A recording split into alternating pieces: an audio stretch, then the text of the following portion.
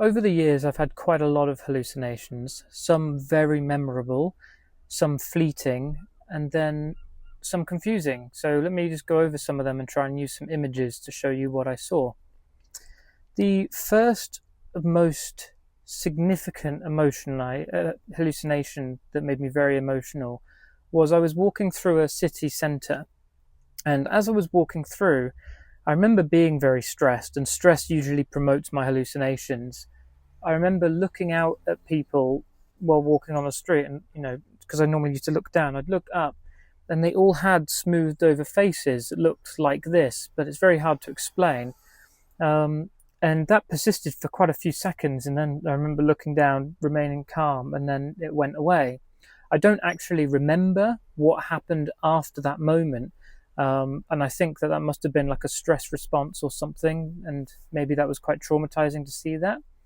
Um, that one has always stuck with me. I've forgotten quite a lot of my hallucinations because I only ever used to write my delusions down, but I used to see a lot of shadows too. So maybe I'm just in my house and I'm sitting down or something.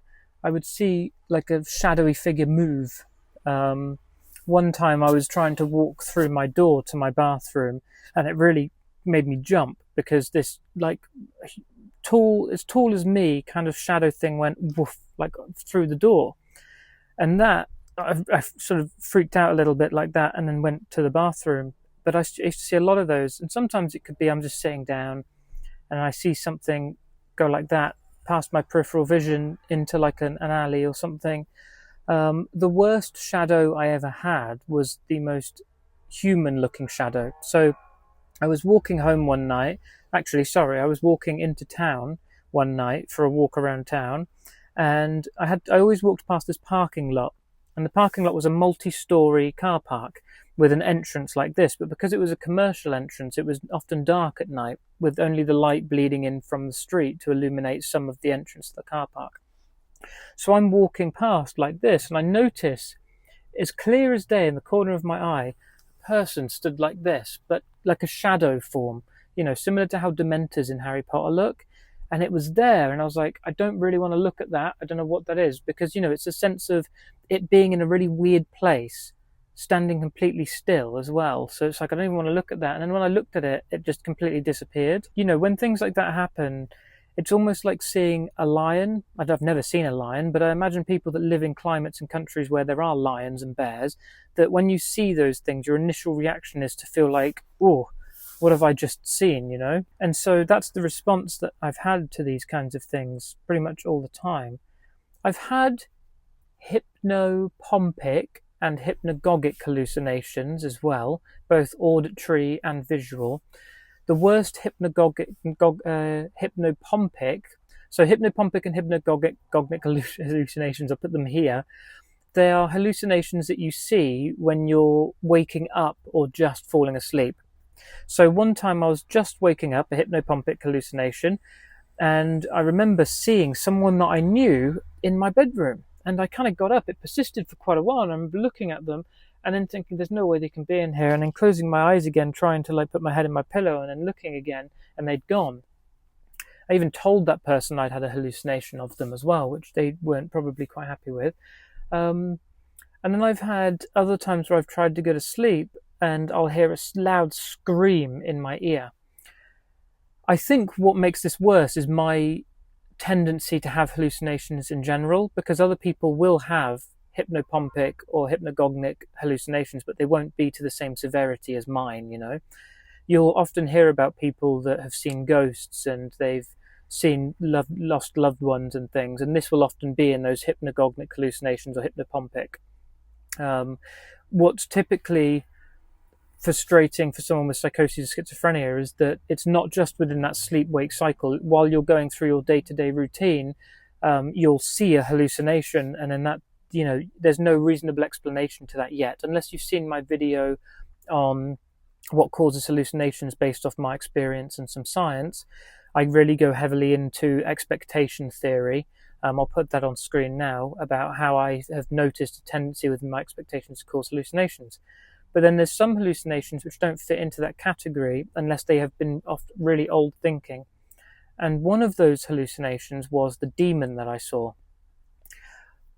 Actually, I was thinking a lot about demons for a few weeks before that, and worrying about them. And one day I'm trying to park my van, because this was about 4 months ago. I was trying to park my van at a local supermarket. Someone was driving past in their car, and their windscreen, I was looking at them, their windscreen darkened out, and then a demon-like face popped into the windscreen, and it was as clear as day. It was like looking at a completely ghoulish white face just pop up into the, like, pressed up against the windscreen glass. And that was enough to, frighten me again.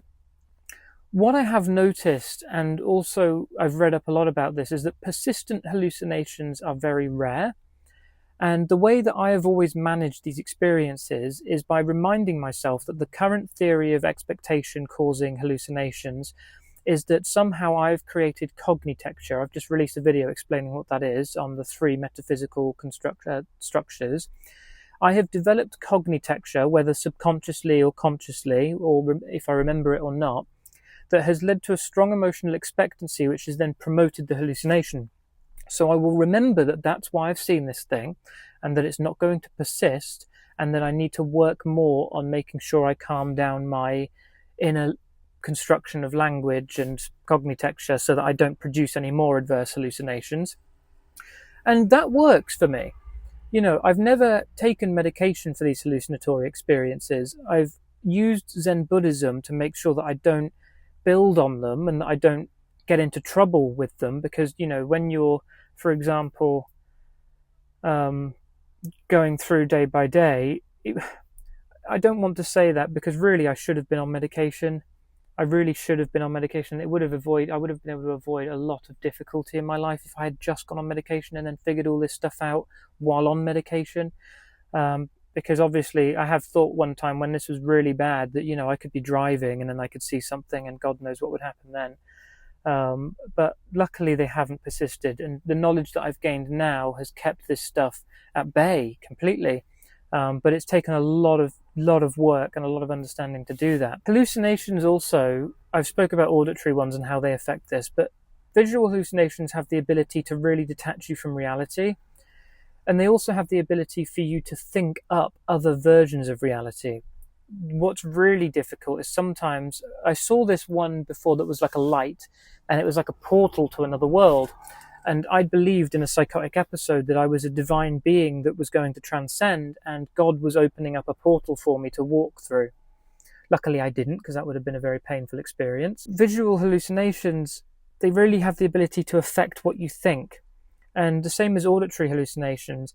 And so it's even more important to come down to that base biological reality, what I say Zen Buddhism is, so that you don't build on those experiences.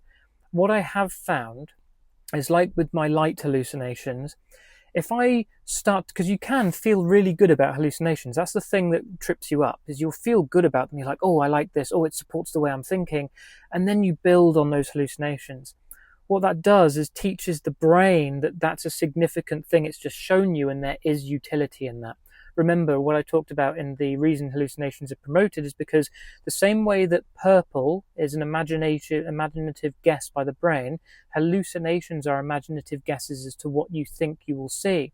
And so if you build on them, you're showing your brain, because it can't distinguish imagination from reality, that that thing is actually in some way real to you. And that promotes more of the hallucinations. And I would notice that with the light flashes. I would see purple and I would see blue and these glowing black hole ones, and I would put so much meaning behind them. I started to see them all the time. And then when I really thought about it, I was like, they are actually the only hallucination, because they give me so much emotional experience. It's the only one I build on. And it makes completely sense within my hypothesis of why these things happen, because I've built on them, and then I've promoted more of the experience, because that's what it is, This is what happens with delusions. You'll have a delusion, and over time it will be proven false, because maybe you have delusions of reward, like I've had. I made a YouTube video on them, and you believe people are going to give you £1 million for some reason. One time I thought someone was going to bring in a bag and drop it at my feet, and a guy came in and he just was sitting in the pub, and I must have been staring at him going through an episode like this, and he picked up his bag and walked off. that showed my brain through physical experience that that delusion was wrong. And so whether I liked it or not, that delusion, my brain stopped that delusion from growing, because it's like, look, that's not working, right? And then the depression comes in because you've lost that entire structure of delusion, and then you've got to adapt to a reality that's a lot less exciting than that delusion, blah, blah, blah, blah. But when you're seeing these colors, if you can't, or hallucinations, you can't necessarily, that can't, because it's promoting itself in a physical experience, your brain doesn't necessarily know, and so you have to take up the mantle and reinforce in your brain that that was a hallucination, and use whatever grounding techniques you can and the knowledge that I spoke about in that video of understanding hallucinations, so that you don't promote more of them. And that's a very complex thing to be able to do, but I've been able to do it. So I have a lot of belief and a lot of hope in that. And I've also been able to see the direct relationship between my thoughts and the hallucinations I have, which is a very, very powerful thing, because you realize that and you're like, okay, it's me. It's very complex as to why it's all happening, but it's to some degree me. And then that helps you calm down the hallucinations. There's a lot of responsibility that goes along with hallucinations because they are very tempting. But anyway, that's my video on hallucinations.